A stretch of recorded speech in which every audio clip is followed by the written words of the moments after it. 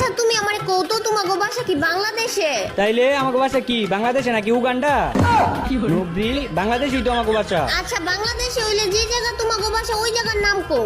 মাইর খাইবি। মাইর খামু মানে মাইর খামু গেলে গিয়া জায়গার নাম কইছি, জায়গার নাম কও। এ নবরি এ কইতাছি না মাইর খাইবি। আমিও তো কইতাছি তুমি আমারে শুধু শুধু মাইর দিবা গেলে গিয়া। হ্যাঁ আমি তোর মাইর দেওয়ার কথা কইছি, জায়গার নামই হইতাছে মাইর খাইবি।